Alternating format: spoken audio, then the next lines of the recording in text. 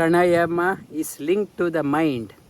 Breathing and mind are interlinked. Slower, last week I mentioned in the car, when you press the accelerator, fuel consumption in the car increases. It pumps extra fuel into the carburetor and gets burnt out. So is, if you are breathing rapidly, your life energy, it is there in your Chandra's center. This is the center of moon. In the center, from the moon, it draws the life energy. That life energy is called as Amruta. Life energy is sucked in and gets burnt in the digester. And so the life force, when it depletes, person becomes very lifeless. Maybe 30 years, 40 years, no energy, no luster in the face. Pranayama says to conserve the energy, learn the art of breathing. Slower you breathe, longer you live. So shorter the length of the breath, longer the lifespan. Longer the length of the breath, shorter is your lifespan. And the breathing cycle, if the amplitude of the cycle is short, your lifespan is, health is short. If the amplitude is big, health increases, lifespan increases. Pranayama, name itself says, ayama, extension. Extension of life force is called as pranayama. Extension of life force is pranayama. Why we tend to breathe quickly? Everyone is rushing. Right from the childhood, children, everyone is in a busy, running, they're racing. If my attention is always on the outer clock, my breathing becomes very rapid. I'm running late. Whereas, when you turn your attention to your inner clock, your breathing slows down. Turn your attention to inner clock. That is why it is recommended that you invest time for yourself. Every day, spend time for yourself. Reflect on yourself. Dive deep inside. Turning your attention onto yourself, your breathing becomes slow and smooth. Outside, attention on the outer clock, breathing becomes uncontrolled breathing, and when your attention onto the inner clock, it is called as controlled breathing. Pranayama is called as breathing with awareness is called as pranayama. Breathing with awareness is called as pranayama. Generally, when we are relaxed, when we hold our hand, the palm, about 9 inches from our nostrils, we can feel the air 9 inches from our nostrils. When I am walking, this length of the breath goes to about 20 inches. When I am sleeping, it can go up to 22 inches. We hear people sleep, deep inhale, we hear them breathing 22 inches. And if you are running, it can go up to 24 inches and beyond. If you are angry, agitated, yelling at others, screaming at the others, your length of the breath goes to around 24 and beyond. The art of health, try to, normal standard is 9, see whether you can reduce it to 5, 4, 3, 2. Slower you breathe, calm. When you start breathing slowly, mind settles down. Mind becomes very calm and serene. When you become shorter length, the shorter the length, mind becomes very calm and serene. The person, if you want the human, the name human itself, human has M-A-N. Human, man is there, it is indicating the mind. Human is called one who is utilizing the mind. If the man should be there. If you are not utilizing the mind, your human value has no meaning. The mind has to be illumined. Mind has to be creative. Mind has to be creative, and that is why that scripture also talks about mana eva manushyanam. Human, that's short form is human. Mana eva manushyanam, and human is defined based on the mind. Mind has to be creative, and mind has to be illumined. Then only we are called as humans. If you are only doing things as told by others, I don't want to think anything, then you are not fit to be called as a human. You are like a sheep following one sheep following the other. You being a human, you have a potential to be creative. You can be unique in the society. For that, you have to breathe slow, smooth. When I start breathing slow and smooth, when the mind has become very calm and serene, at certain point, my breathing stops. Mind stops. Mind becomes, it finds a poise. When the breathing stops, the moment, you are neither inhaling nor exhaling. That is called as Kevala Kumbhaka. In yoga, it is called as Kevala Kumbhaka. That moment, you are neither inhaling nor exhaling. Mind is found is perfect stillness. Perfect stillness. My mind has found its perfect stillness. Another name for the perfect stillness is called as Samadhi. At certain point, you are neither inhaling nor exhaling. Yogis aspire to find that poise. I want to find that moment. I am neither inhaling nor exhaling. And when that poise of the mind happens, your mental, there is a paradigm shift. Mind elevates itself to the higher paradigm. Higher paradigm. Earlier, I am only thinking this level. When I find that poise, the mental sphere expands. The thing starts flowing in naturally. I need not have to make any extra effort. I elevated my mind to the higher plane, and things, just contemplating on that one, the thing starts flowing towards that one. The pranayama, when you find that poise, that you will go beyond what has been told by others, what has been spoken by others, what has been books, whatever it has mentioned. You have gone beyond that one. In Bhagavad Gita, Sri Krishna talks about Yada te moha kalelam buddhir vyatatirishyati tada gantasi nirvedam shrotavyasya shrutasya cha.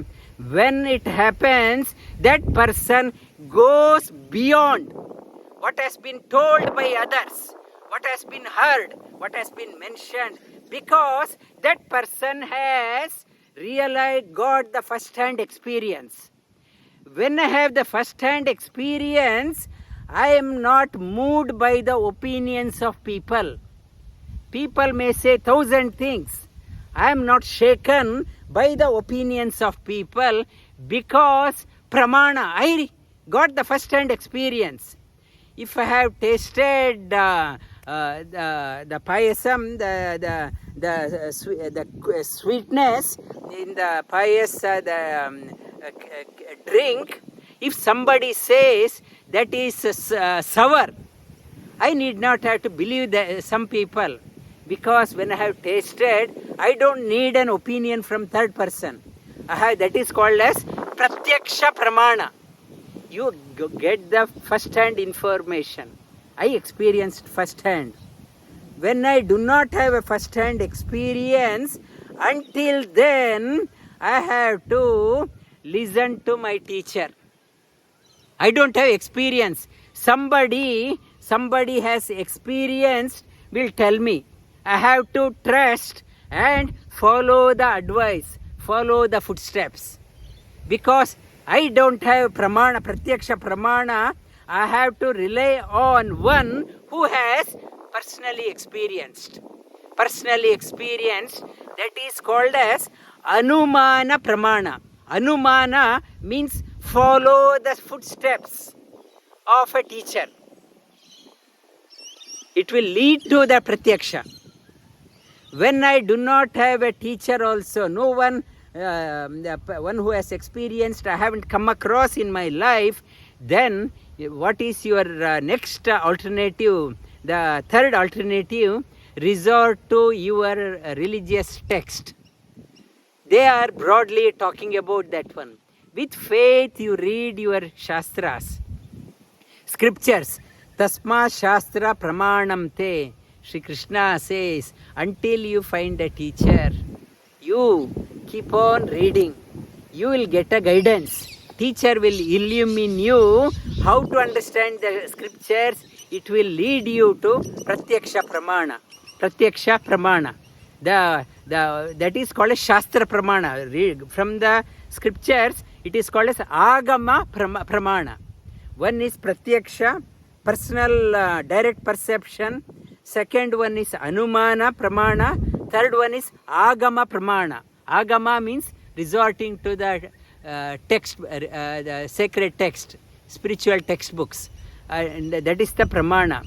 To get the pratyaksha pramana with our own effort, we can't get that Kevala Kumbhaka. Kevala Kumbhaka, we can't experience that one. Unless you have a blessing of a guru, you can't get that one. And guru's blessing and God's grace are mandatory for the Kevala Kumbhaka. Kevala Kumbhaka, in that one, mind poise. Mind poises, there is a complete stillness. Complete stillness. The Yoga Sutra, Yoga Shastra talks about your pranayama not only helps in purifying the body, asana helps in strengthening the body, pranayama helps in purifying the body, and pranayama helps in calming the mind. Pranayama helps in elevating the mind to the higher plane altogether, paradigm shift. And mind is illumined, and the pranayama takes us to the samadhi state. One who has realized, one who has discovered that poise in the yoga text, you can discover that one. Prerequisite, the pranayama, you have to minimize talking, not blabbering, not chatterbox. Minimize when you start talking, unknowingly start talking about something else, and control your diet. Over talking, overeating, and over exertion, and company of wrong people will not allow you to find Kevala Kumbhaka. Kevala Kumbhaka, every day you should find a quietness. Spend time for yourself. Read from the Shastras. Bow down to the Lord. Have humility in your life. The scripture says, one who has experienced the Kevala Kumbhaka, you can make out from the face, make out from the eyes. Lagutvam, Arogyam, Aloluptvam, Varna Prasadam, Saura Srashtam, then Mutra Purisha Alpam, Yoga Pravritim Pratamam Vadanti. Lagutvam, the one who has experienced Shweta Shvatar Upanishad talks about, one who has experienced that one, always lightness in the body, no heaviness in the body. Lagutvam, Arogyam, always healthy. Aloluptvam, mind is steady, reliable person, not unreliable person. Aloluptvam, Swarasrostam, the voice becomes very deep, very liking voice. People wants to hear that type of voice. Varna prasadham, there is a glow in the face, radiance in the face, luster in the face. That is called as aura. In English they call aura. In Sanskrita they call ojas and tejas. So much of radiance is there in the face. And varna prasadam and swara srostam and gandha shubha, and there is no bad odor coming out from the mouth, talking, or from the skin. Gandha shubham, mutra purisha alpam, the control over the bowel movement, not uncontrolled. Mutra purisha alpam, yoga pravritim prathamam vadanti. One who has seen the experience, that poise, the scriptures talks about, this person has experienced from the outer. The outlook, the yoga practitioner, generally if you go to the community, people will appreciate you. They say there is some sort of glow in your face. Glow in your face you have gotten not because of the makeup. By the practice of yoga, natural glow, you get that one. When you start practicing pranayama, your physiology, face appearance changes. If you have taken a photo before you started yoga and now, you see remarkable difference. You look much younger. There is so much of radiance is there in your face that slowly the outer physiology starts changing. You compare yourself what you were before and after starting practice, your physiology has changed. So much of glow, radiance is there. Your presence itself is a value addition to the community. So much of looking at your face, others' emotions settles down. Yoga, pranayama takes us from the breathing to the samadhi state and the intermediate state, that the glow, happiness, stillness, serenity. These are the marks of a yoga practitioner and the possibility. When I go for an interview, the employer will say, your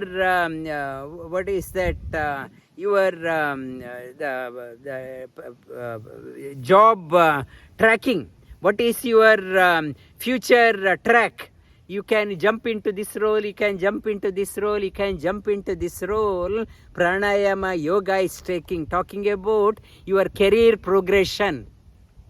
Employer talks about career progression. Yoga talks about career progression. Pranayama is not just in holding your neck, nostrils.